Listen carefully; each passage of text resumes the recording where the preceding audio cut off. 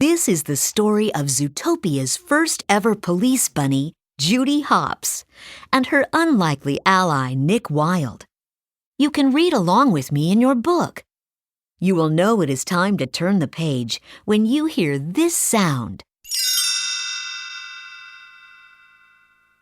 Let's begin now. Judy Hopps was excited. She had graduated at the top of her class from the police academy.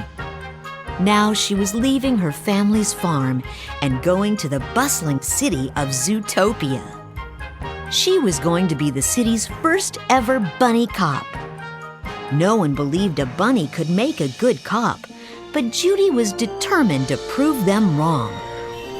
As Judy made her way to her apartment, she looked around. Zootopia was filled with animals of all shapes and sizes. She couldn't wait to begin her new life. The next morning, Judy introduced herself to her fellow officers at the Zootopia Police Department. Hey, Officer Hopps. You ready to make the world a better place? Soon, Chief Bogo walked in. We have 14 missing mammal cases. 14 cases. And that's more than we've ever had. This is priority number 1. Chief Bogo assigned each officer a missing mammal case. Then he came to Judy. And finally, our first bunny, Officer Hopps. Parking duty. Judy was disappointed, but if she had to be a meter maid, she'd be the best one possible.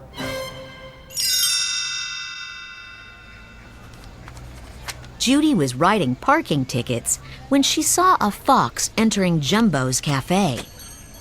Suspicious, she followed him. But when she got inside, Judy saw that the fox was just trying to buy a Jumbo Pop for his son, who was dressed as an elephant. My boy, this goofy little stinker, he loves all things elephant, wants to be one when he grows up. Is that adorable? Who the heck am I to crush his little dreams, huh? When the owner refused to serve the fox, Judy stepped in and flashed her badge. If the little fox wanted a Jumbo Pop, she was going to make sure he got one. Grumbling, the shop owner handed over a Jumbo Pop. But when the father fox reached for his wallet, he realized he didn't have it. Judy offered to pay. Oh no, my treat. It's just, it burns me up to see folks with such backward attitudes toward foxes. Outside, Judy introduced herself to the fox, whose name was Nick. Then she turned to his son. And you, little guy, you want to be an elephant when you grow up? You be an elephant. Because this is Zootopia. Anyone can be anything.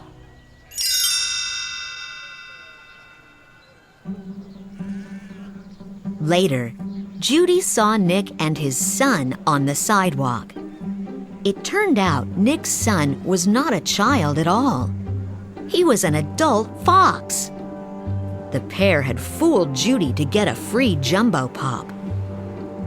Now they were melting down the Jumbo Pop and refreezing it into smaller popsicles, which they were selling to lemmings. Judy couldn't believe it. Judy caught up to Nick. I stood up for you, and you lied to me. Nick shrugged. It's called a hustle, sweetheart. All right, look. Everyone comes to Zootopia thinking they can be anything they want. Well, you can't. You can only be what you are. Nick pointed to himself. Sly Fox. And then Judy. Dumb bunny. That hurt Judy's feelings. I am not a dumb bunny. Right. And that's not wet cement. Judy looked down. She had hopped into some drying cement. Nick shook his head. You'll never be a real cop.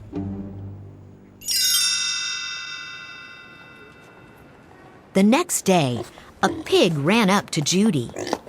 His flower shop had just been robbed by a weasel. Judy chased the bandit all around Little Rodentia before finally catching him. But when Judy brought the thief to ZPD, Chief Bogo was angry.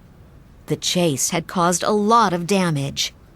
Judy was confused. Sir, I got the bad guy. That's my job. Your job is putting tickets on parked cars. Suddenly, Judy and Chief Bogo were interrupted by a very upset Mrs. Otterton. Her husband had been missing for 10 days. Judy knew this was her chance. She offered to find Mr. Otterton. Before Chief Bogo could argue, Deputy Mayor Bellwether appeared. She had heard that Judy was taking the case. She was thrilled. Chief Bogo had no choice. I will give you 48 hours. But you strike out, you resign. Judy gulped. Oh. Okay. Deal.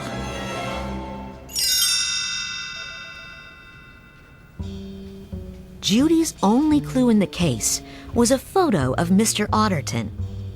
In it, he was eating a popsicle. That meant Nick knew him. Judy went to find the sly fox. She tricked him into admitting that he had committed a crime and made him agree to help her. Judy and Nick soon found out that Mr. Otterton had been seen getting into a car with the license plate 29THD03. The pair went to the DMV, where Nick's friend Flash the Sloth worked. Judy approached Flash. Well, I was hoping you could run a play for us. Flash agreed, but the sloth moved so slowly that it took him all day to get Judy the answer. Nick had known talking to Flash would stall Judy. He was trying to get her to give up, but the bunny wasn't about to drop the case. Finally, Nick and Judy learned that Mr. Otterton had been driven away in the back of a limo.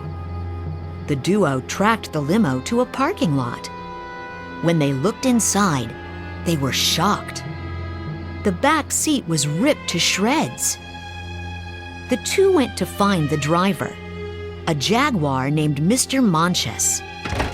When Monches opened his door, the pair saw that he was badly bruised. He told them that Mr. Otterton had attacked him. Whoa. Teensy Otter did that? Mr. Monches explained that Mr. Otterton had been mumbling about night howlers before he went savage.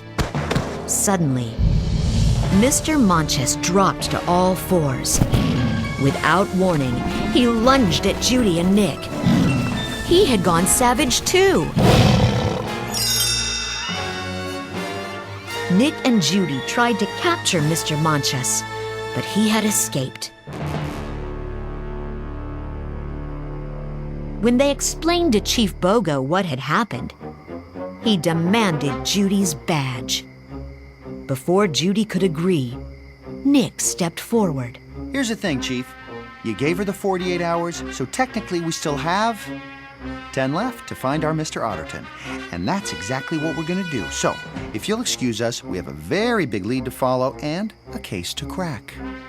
Judy was surprised to see Nick stand up for her. She realized that there was more to the fox than she had first thought. Maybe the two weren't so different after all. Then Nick had an idea. They could use the traffic cameras to see where the savage Mr. Monches had gone. Nick and Judy visited Deputy Mayor Bellwether. The two watched on her cameras as a group of wolves hopped out of a van and grabbed Mr. Monches. As one of the wolves howled, Judy realized something. Night howlers! That's what Monches was afraid of! Wolves! The wolves are the night howlers! If they took Monches... I bet they took Otterton too. Nick studied the screen. It didn't take him long to figure out where the wolves were going. The Cliffside Asylum. Judy was impressed. Well, look at you, Junior Detective. You know, I think you'd actually make a pretty good cop. When the pair reached the asylum, they found the entrance guarded by wolves. Judy howled. Soon, all the wolves were howling too. With the wolves distracted, Judy and Nick snuck inside, where they found rows of cages with imprisoned predators, including Mr. Otterton. Judy counted the cages. 11, 12, 13, 14. Chief Bogo handed out 14 missing mammal files. All of the missing mammals are right here. Suddenly, Nick and Judy heard footsteps. The pair hid. A moment later, they heard a voice. It was the mayor. He knew all about the savage animals and was keeping it a secret. Taking out her phone, Judy recorded the mayor. Then her phone began to ring. She and Nick had to get out of the asylum before they were caught. The pair narrowly escaped. Back at ZPD, Judy presented her recording to Chief Bogo. Impressed, he let her arrest the mayor. A short time later, the newly appointed Mayor Bellwether held a press conference. When Judy was asked to speak, she presented the facts about the animals who had gone savage. All we know is that they are all members of the predator family. Thousands of years ago, predators survived through their aggressive hunting instincts. For whatever reason, they seem to be reverting back to their primitive savage ways. Nick was hurt by her words. Did she think he could turn into a savage predator? Turning his back on Judy, Nick stormed off. The press conference divided Zootopia. Soon it was prey versus predator. Judy felt so bad about the chaos she had caused that she quit the ZPD and moved home. A few days later, she overheard her father scolding some kids for running through the flowers at the edge of his field. When Judy heard her father's friend Gideon refer to the same flowers as night howlers, she realized something. Night howlers aren't wolves. They're flowers. Judy's father explained that the flowers kept the bugs away from his crops, but they could also make animals go crazy. Judy remembered from her case file that Mr. Otterton was a florist. The flowers are making the predators go savage. That's it! That's what I've been missing! Judy jumped in her family's blueberry truck and drove back to the city. She found Nick and apologized to him.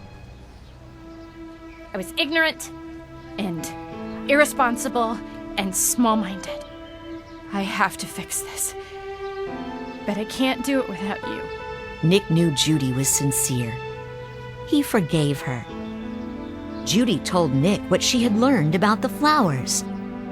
Together, they followed their clues to a secret lab in an abandoned subway car.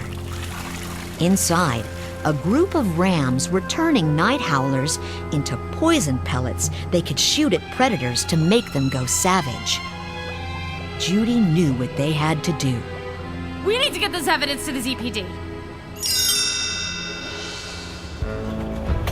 Nick and Judy took control of the subway car, but the rams tried to stop them.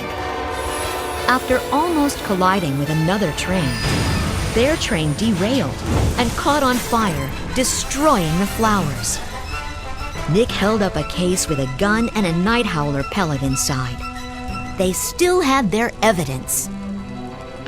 The pair raced through the Natural History Museum on their way to ZPD. Suddenly, Mayor Bellwether appeared. Judy explained what they had learned, but Bellwether already knew. She was the one making the predators turn savage. Bellwether thought it was time for prey to be in charge. The only way for that to happen was to make them fear the predators. As Nick and Judy dashed for the exit, the rams knocked the case out of Nick's hands. Bellwether pulled out the gun and shot Nick with the poison pellet. Nick dropped to all fours and lunged at Judy. He had turned savage. Judy backed up. So that's it. Prey fears predator and you stay in power? Bellwether smirked. Fear always works. And I'll dart every predator in Zootopia to keep it that way. Just then, Nick stood up. He hadn't gone savage after all. He had swapped the flower pellet in the gun with a blueberry from Judy's truck to trick Bellwether into confessing. Bellwether wasn't worried. It's my word against yours. But Judy had recorded the confession. As the ZPD arrested Bellwether, Nick and Judy smiled at her. It's called a hustle, sweetheart. Boom. Soon, Zootopia returned to normal. Nick became a cop and Judy's new partner. Judy even gave the commencement speech at Nick's Police Academy graduation. She reminded the new officers that change started with them. They could show the animals of Zootopia how to build a better world. Judy smiled at Nick proudly. Thanks to the two of them, the residents of Zootopia had learned that, working together, they could all make their home a better place.